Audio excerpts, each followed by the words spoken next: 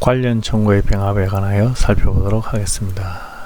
10조 2항의 관련 청구의 병합과 관련하여 제기할 수 있다. 15조의 공동소송과 관련하여 관련 청구인 경우 공동소송인이 될 수 있다 라고 되어 있습니다. 그리고 취소소송 외에 부작위 위법 확인 소송, 당사서 소송, 그 다음에 우위 확인 소송과 관련해서 모두 동일하게 준용을 하고 있습니다.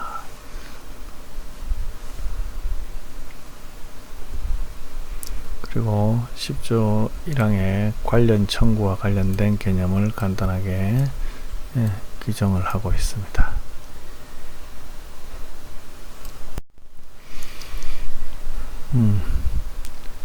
관련 청구와 관련해서 관련 청구는 민사소송에서 나와 있듯이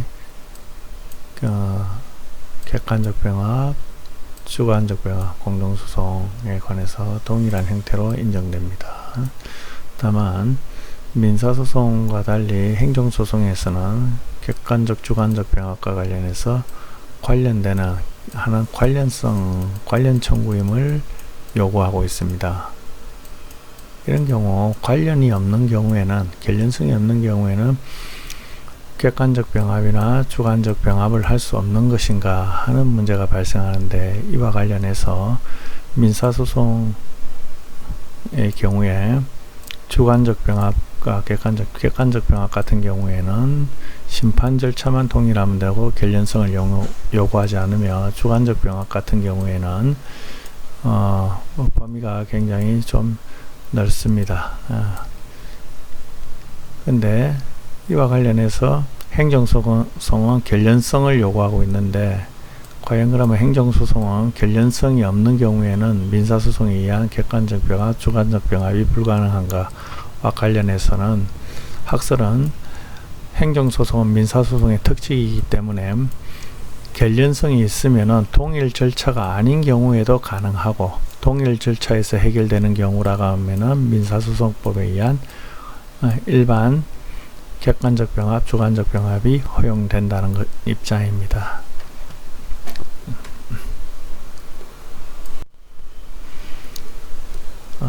병합의 태양과 관련해서 객관적 병합, 주관적 병합 모두 살펴봤습니다. 객관적 병합과 관련해서는 단순, 선택, 예비적 병합이 있습니다. 그 다음에 주관적 병합과 관련해서도 마찬가지입니다. 원시적 병합과 후발적, 추가적 병합도 가능합니다. 그리고 주관적, 예비적 병합도 종전에는 허용되지 않았지만 현재는 허용됩니다.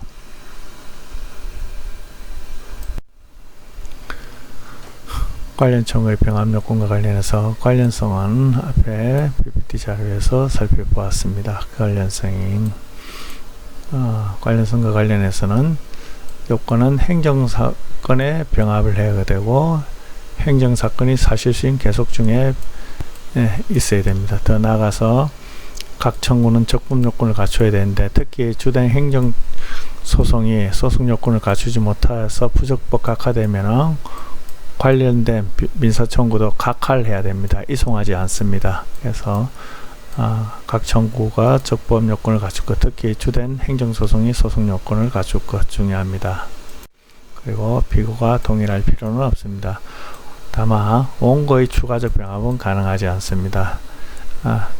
최초의 원시적 병합에서 원고가 여러 명 원시적으로 해서 병합해서 소를 제기하는 건 가능한데, 이후에 또 다른 원고를 추가하는 것은 불가능합니다. 그러나 피고는 가능합니다. 병합 신청서를 제출하면 됩니다. 이때 병합은 변론을 병합하는 것입니다. 따라서 동일 재판부에 있는 경우에는 변론 병합을 결정하면 됩니다.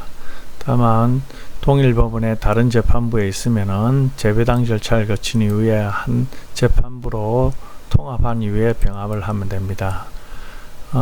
다만 수개의 법원, 전국의 여러 법원에 흩어져 있는 경우에는 이송 절차를 거쳐 가지고 한 법원으로, 동일 법원으로 사건을 이렇게 합친 이후에 한 곳에 모은 이후에 한 재판부로 몰아가지고 병합하면 되겠습니다. 다만 이 병합 요건을 간과해서 병합이 안 되는데도 불구하고 변론을 병합해서 재판하더라도 이것은 판결 결과에 영향을 미치지 않는 경우가 되겠습니다. 소의 변경은 소송 계속 중에 소송의 종류, 그리고 대상, 그리고 청구 원인을 변경하는 경우, 당사자 변경도 소의 변경의 일부이지만 당사자 변경에서 별도로 보도록 하겠습니다.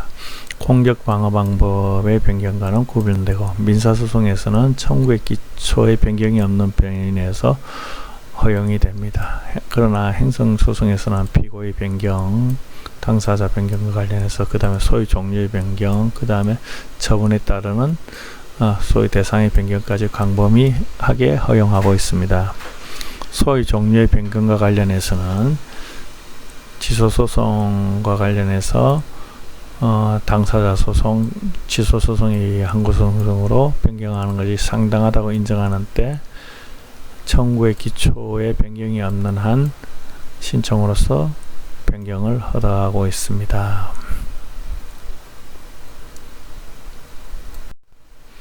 나가서 이러한 조문은 무효 확인 소송, 부작위 위법 확인 소송, 당사 소송에도 모두 준용하고 있습니다. 이때 소의 변경은 이 조문은 교환적 변경입니다. A에서 B로 변경하는 거고, A 플러스 B가 A에 B가 추가되는 형태는 관련 청구의 병합으로 처리됩니다. 항고소송 간의 변경, 항고소송과 당사소송 간의 변경 모두 자유롭게 허용됩니다. 요건은 사실심 변론 정결전이고 청구의 기초의 변경이 없을 것입니다. 소의 변경이 상당하다고 인정될 것, 변경된 소가 당연히 적법해야 합니다. 이 세 가지가 중요합니다. 신청과 의견을 상대방 의견 청취와 법원 결정을 있어야 됩니다. 그 다음에 허가 결정에 대해서는 피고가 모두 즉시 항고할 수 있습니다. 불허 결정에 대해서 원고가 독립해서 불복할 수는 없고 상소로 다투어야 합니다. 불허 결정은 허가가 되면은 구소는 취하가 되고 신소가 제기된 것으로 봅니다. A소에서 B소로 바뀌면은 A소는 취하되고 B소가 제기된 것으로 봅니다. 다만 B소와 관련해서 제소기간이라든지 여러가지 기준은 종전 A소를 기준으로 해서 판단하게 됩니다. 그래서 소변경 신청서 송단서를 기준으로 하는 민사소송법에 대한 특칙이 됩니다. 그 다음에 처분 변경으로 인한 소의 변경, 행정청에서 행정청의 소송 대상이 처분을 소가 제기된 후 변경한 때는 소 변경을 허가할 수 있습니다. 처분 변경을 한 소 변경이고, 이 경우도 마찬가지로 처분 변경이 있고 소 변경 내인데 60일 내에 하여야 합니다. 안지. 이와 관련해서 부작위 위법 확인 소송 중에 행정청이 거부 처분한 경우 이와 관련해서 학설이 대립이 있지만 허용된다고 봐야 할 것 같습니다. 무효 확인 소송에 준용하고 있고 당사자 소송에 준용하고 있습니다. 그러나 부작위 위법 확인 소송에서는 준용하지 않고 있지만 허용된다고 해석하는 것이 타당할 것 같습니다. 신청과 법원의 결정, 변경 허가가 되면은 피고는 모두 다툴 수 있고, 불허에 대해서는 원고는 상소로서 다투어야 됩니다. 한편 민사소송법에 의한 소의 변경이 허용되는 것과 마찬가지로 행정소송은 특식이기 때문에 민사소송법에 의한 소의 변경 가능합니다. 처분의 변경이 없는 소의 변경 당연히 민사소송법에 의해서 허용됩니다. 민사소송과 행정소송 사이에 소유 종류의 변경을 허용하는가와 관련해서 현재 국가배상소송이나 공법상 부당이득 반환 청구소송을 전부 판례는 민사소송으로 처리하고 있습니다. 따라서 이러한 경우 행정소송으로 변경할 수 있는가와 관련해서 의견의 대립이 있지만 현재 판례와 실무는 모두 허용된다는 입장입니다. 민사소송에서 행정소송으로, 행정소송에서 민사소송으로 양쪽 다 모두 가능합니다. 특히 행정소송부 21조 피고경정의 조문을 참조하여 허용하고 있고 제소기간 준수 여부도 처음 소를 제기한 시점을 기준으로 해서 판단하고 있습니다.